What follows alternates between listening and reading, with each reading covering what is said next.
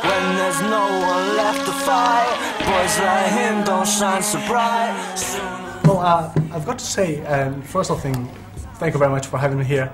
And I've got to say that because of you, I became aware of bands like Clap Your Hands and Say Yeah. Oh, cool! Brilliant. Thank you. You're a very rock and roll. I like music a lot. Yeah. It's a big thing for me. Yes. So. Well, what have you been listening to recently? Jamie T's new single is excellent. What else have I been listening to? What was I listening to just before I came out here? Regina Spektor's new album is. I'm enjoying that, and also I'm listening to a lot of The Wedding Present, who are a band in the '80s who've kind of been doing albums right up till now, and their last couple of albums they've released have been fantastic. Mm-hmm. And I knew that you're also into art now. Yes, I'm getting into art as well. I have a drawing by a guy called Jim Hodges, who's actually, since I bought it, has become quite a good friend of mine in New York, and yeah, and I've got a few other things. I've got a big photograph by Catherine Opie of some surfers, which is wonderful as well. So I'm slowly building up. Where does this come from? Is it because your parents or people you meet on the set? Because yeah, I mean, I was always taken to museums and galleries when I was a kid, just by my parents and things.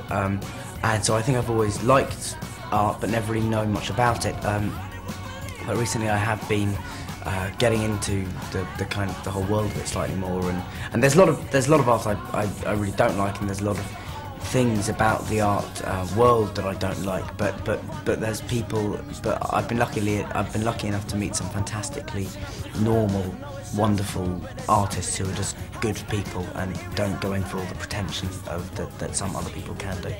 But what do you look for when you're looking for art? Like you go for something specific, or? It's not so much something specific. It's more just if something's original and it just strikes a chord with me. That's all I look for. There's nothing. I mean, I like a lot of modern art. But I recently bought something that was from the late 1800s, but most of the stuff I like would have been done probably within the last 20 or 30 years, certainly.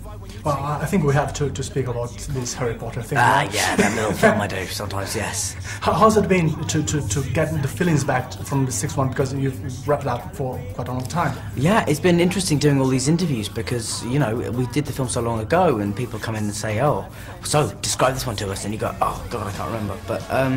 But yeah, it's been really, really good. I mean, the responses people have been having to the film seem to be on the whole very, very good. I'm really excited to see what people think about it, to be honest. I think it's a really strong sixth film, and it's also a very, very good lead-in to the seventh movie as well, which will come out in about a year or so. And it helps to get this kind of flashbacks to bring it up the character in the next movies. Yes, definitely. I mean, we need these kind of moments, and it's actually quite good because I'm filming the seventh at the moment. It'll be quite good for me to see the sixth again tonight and just look back on where Harry ended up at the end of that story, and it'll be really helpful. Yeah, definitely. Do you know how long will be the two movies, 7A and 7B? It's going to be 2 hours and a half. I would say it would be over 2 hours, but and probably under 3. But I don't know anything more than that, to be honest. Because we've got so far to go on it that I'm sure we'll have enough footage to probably make 2 8-hour-long films by the time we're done. But I think we're going to try and keep them down to about 2.5. And I remember that I've seen you on Extras doing something completely different, and even laughing at yourself. Yeah. How was it, and how did you get that? Do you like to laugh at yourself? Yeah, I think you have to. That's what makes me very proud of being English and being British, is the fact that we do. That's what we do as a nation. We laugh at ourselves constantly, and that's very, very important. And so yeah, I don't know. Yes, I mean I like to laugh at myself constantly, and also I think doing Extras specifically was a chance to show everybody that I do have a sense of humour, and that